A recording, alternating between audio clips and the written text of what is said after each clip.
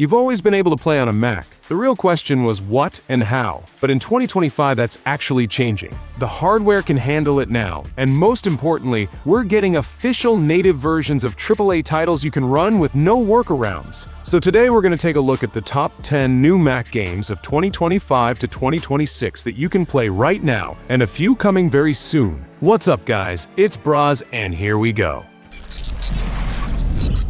And we're starting with one of the most anticipated games of 2025, whose release was officially moved to March 19, 2026, Crimson Desert. It's a serious AAA title in terms of visuals for Mac devices, with a single-player campaign of up to 80 hours and plans for a multiplayer mode after launch. This is Pearl Abyss finally shipping the project they showed at events for years, now with Day 1 Mac support through Steam and the Mac App Store. The world of Pywell runs on their in-house Black Space engine, the same tech they demoed behind closed doors in 2025, with heavy physics, cloth simulation, crowds, and big cinematic set pieces. What matters here is that it's not just a chain of combat quests. There are side activities like fishing, taming mounts, trading, bounty-style tasks, and small-town jobs, so the open world actually has routine content to sink into. Pearl Abyss also said their combat was inspired not by MMO tab targeting, but by old arcade fighters like King of Fighters and Samurai Showdown.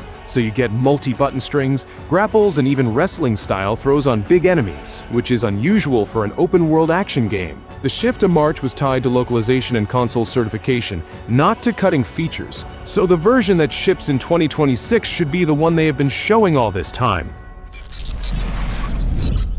Hades 2 is the rare sequel that actually stayed on top in 2025. The game has an insane 95% positive rating on Steam from 84K reviews and a 95 on Metacritic, which puts it in third place among all games released in 2025 according to critics. That's very close to the first game, which scored 98% positive reviews on Steam. Full release landed on September 25th, and the Mac version was available the same day with the full Cronos storyline, both progression routes, and all gods that Supergiant had been adding during early access. Compared to Hades 1, they stacked way more systems here. Gathering, incantations, familiars, 2 different runs that unlock separate bosses, plus late-game boons that change how Malinoi plays. Reviews highlight the combat speed, the bigger cast, and that the music and voice acting are still at that Supergiant level. The part that gets the criticism is the scale itself. Some players say it feels a bit busier than it needs to be, and people who played early access builds notice that the 1.0 economy is slightly grindier than it was in mid-2024. So even with those complaints, it still landed as one of the most complete action roguelikes of 2025 and gave people a reason to stay in it for dozens of hours.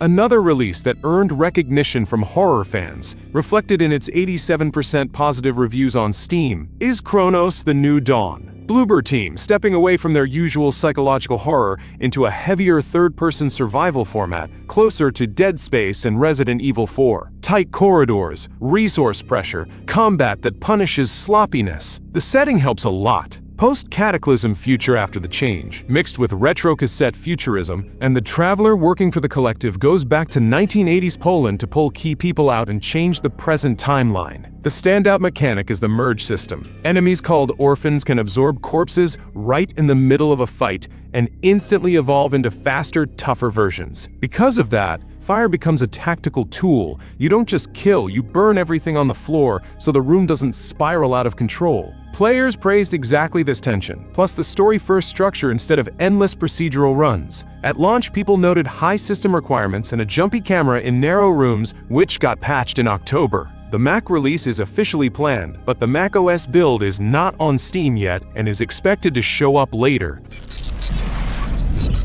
The Assassin's Creed franchise doesn't need an intro. Shadows is one of those releases you can praise and criticize at the same time. Ubisoft again carries it with visuals. Japan architecture cherry blossoms, weather and season changes day and night, they nail that. And the first hours you just soak it in. But once you start playing it like Assassin's Creed, the familiar stuff shows up. The same scripted, go there, kill, fetch tasks, and that padded open world, straight Valhalla vibes. Beautiful, but sometimes a bit empty. Combat is classic Assassin's Creed. What helps is having 2 play styles, the straightforward heavy samurai and the stealth character. For stealth, it's better to crank difficulty up. The AI is dumb on default and barely notices you, so higher settings add tension. You can experiment with weapons and approaches, but it's not a combat revolution. Story has highs and flat spots, some epic moments, some filler dialogue, and forgettable characters. But overall, it tilts positive. Bottom line, if you like the recent AC games, Shadows will work for you. It's the modern Ubisoft template in a new setting.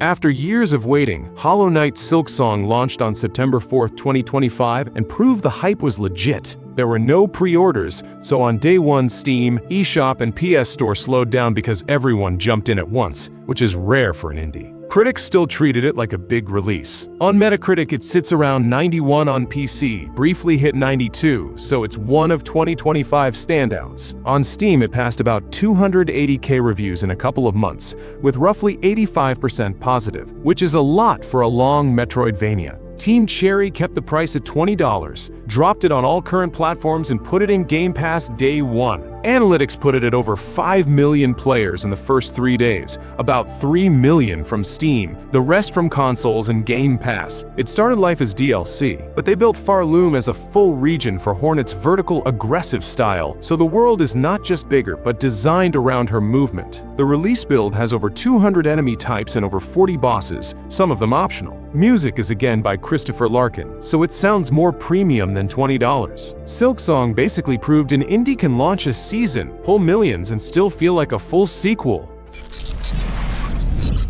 InZOI hit early access on August 20th, 2025 on Steam and on the Mac App Store, and Crafton immediately showed this is a high-spec life sim. The Mac client even asked for Apple Silicon and 16 gigabytes of RAM because it runs on Unreal Engine 5 with detailed districts, full day and night, and AI-driven NPC routines. At launch, it already had deep character tools, over 250 visual options, and the smart ZOI system that lets other sims act in parallel, and people on Mac praised how the builder works with Metal FX and room-by-room editing instead of fixed shells. But the game also ran into a very public complaint, the ZOI AI personality system. Longtime life sim players called it a pretty shell because sims often ignore their traits. An art-focused ZOI can loop on mirror checking instead of painting, divorced parents' kids don't react at all, and conversations sometimes break because the NPC walks off mid-dialogue. On top of that, big households had pathfinding issues and FPS drops when many routines fired at once. Crafton pushed 2 September hotfixes specifically mentioning Mac rendering, and kept the more cities and mods during EA note in the roadmap. Escape from Duckov is one of those weird little phenomena. It started as a Tarkov parody, a top-down extraction shooter in a world of angry ducks, and somehow turned into a real indie hit with 96% positive reviews on Steam and over 44k reviews. It launched on October 16, 2025, and very quickly blew past 500,000 copies. And by the end of the first week, it crossed 1 million sold. All of that made by Team Soda, a 5-person team from China. For such a small studio, those numbers are crazy. The loop is crystal clear. Jump into a raid, loot parts and ammo, get out alive, upgrade your duck hideout, and unlock better gear. Players liked that the devs cut out toxic PvP and left it PvE only, so the game stays readable and you die only because you messed up, not because someone no-lifed the map. First update added workshop support, and the community immediately flooded it with dumb weapon skins and meme helmets. That also helped retention. The weak spots people mention are repetition on the smaller maps, and that there's still no co-op, even though the structure is literally built for it. Into the Dead: Our Darkest Days is a 2.5D side-scrolling survival set in 1980s Texas. It hit Steam Early Access on April 9, 2025, and for that stage it pulled very strong feedback. The loop is brutal. Night runs for food, metal and meds, then back to the shelter where everyone has to be fed, healed, and kept from breaking down. It sits somewhere between This War of Mine and State of Decay, just in a side view. The May update added the nastiest twist: zombified survivors. If someone from your crew dies, you can meet that same person later as a named zombie on the same map, so every loss lingers. On top of that, there's a morale layer. If stress drops too low, survivors can act irrationally or even leave the shelter, which wrecks your evacuation plans. Players and press like the 80s disaster vibe, the clear 12 to 18-month roadmap, and the promise of big updates every 4 to 6 weeks. What they didn't like was late game scavenging repeatedly repeating itself. Overtuned outbreak events in big districts and AI getting stuck on stairs. The June 2025 patch fixed most of that. Native Mac support was there on early access day. Full release is planned after that 12 to 18-month window. Sid Meier's Civilization VII is the odd one in this Mac lineup because it's the only game that got slapped on Steam. User reviews dropped below 50% right after launch, but at the same time, critics were way more positive. On Metacritic, it sits at 79 from over 100 reviews, so the press saw a normal, even solid Civilization. It released on February 11th and brought two big changes. The New Age's structure that chops the match into clearer phases and more narrowly focused leaders. What actually tanked the Steam score was something else: the console-first UI. Menus were huge. Half the tooltips were buried, and key resource and city info that PC Civ players expect just wasn't there. For people who have been playing Civilization on mouse and keyboard for a decade, it looked like a step back. Add to that crashes on some M1 machines and desync in online matches, and you get those mostly negative day one reviews. Firaxis patched stability in March and August and exposed more info in the city and unit panels, but the rating never bounced. Blueprints is the 2025 puzzle roguelike about a shifting mansion that ended up hitting both critics and players. It scored 92 on Metacritic and sits at about 85% positive on Steam, with nearly 11K reviews. First launched on PC and consoles in April. The macOS build arrived on September 29th. The whole thing revolves around a mansion that reshuffles its rooms every real day, and you navigate it with a card-based layout system, trying to reach the hidden room 46 before the run expires. The single creative vision behind it belongs to developer Broz, who spent 8 exhausting years on the game after moving into game design from filmmaking. So the puzzle structure is really clean. Players like that it isn't a pixel hunt, but a mix of exploration and planning. The house changes, but the logic doesn't fall apart and you can still read what the game wants from you. Mild criticism was aimed at pacing. Lucky runs can end a bit too fast. And at launch, the Mac version didn't let you fully remap the controller, which Raw Fury fixed with the October patch. The rest is a very tidy, long-built, atmospheric roguelike without obvious holes. And for anyone who missed it, it's also worth noting that in 2025, a whole batch of ports hit the Mac. Cyberpunk 2077, Resident Evil 3 Remake, Control, RoboCop Rogue City, Palworld, Wuthering Waves, and Dead Island 2. If you found the video helpful, drop a like and subscribe. And if I missed anything, let me know in the comments. Thanks for watching, and I'll see you in the next one.